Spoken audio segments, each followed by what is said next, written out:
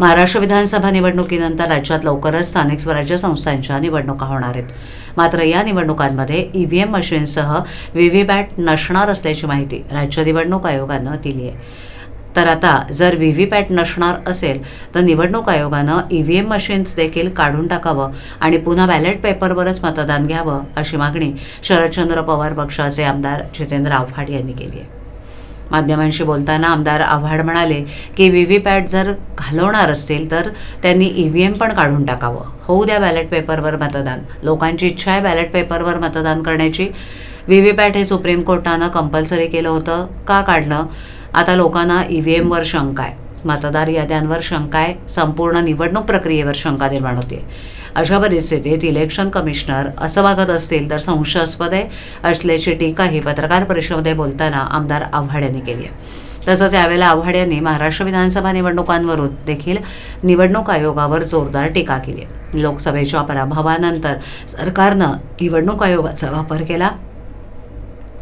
संपूर्ण निवडणूक प्रक्रियेमध्ये सत्ताधाऱ्यांना मदत करण्याचं काम केलं. ते लांछनास्पद आहे.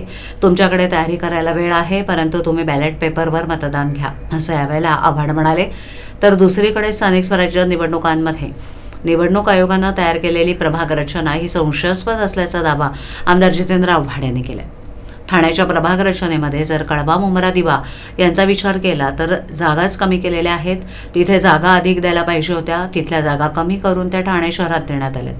तिथल्या लोकांवर त्यांनी अन्याय केला आहे असा दावा त्यांनी माध्यमांशी बोलताना केला. तर त्यांचं प्रभाग रचना कायम ठेवण्याचं काम ठाणे महापालिका प्रशासनानं केलं आहे. आम्ही निवडणूक आयोगाला पत्र आधीच दिलेलं आहे की प्रभाग रचनेत लक्ष घाला. समान लोकसंख्या असलेल्या वॉर्ड पाहिजे असा नियम आहे, असं देखील यावेळेला आमदार आव्हाड म्हणाले. ह्याच्या पुढेही तेच होणार आहे. जोपर्यंत जनता उठाव करत नाही, जोपर्यंत निवडणूक प्रक्रियाच बदलवत नाहीत, जोपर्यंत सुप्रीम कोर्ट ह्याच्यात लक्ष घालत नाही, कुणाकडनं न्यायाची अपेक्षा करायची? सर्वोच्च न्यायालय जर न्याय देणार नसेल, सर्वोच्च न्यायालय न्यायदानात लक्ष देणार नसेल तर न्याय मिळणार कसा? भारतातली लोकशाही संपली असं आज जग म्हणेल. जग.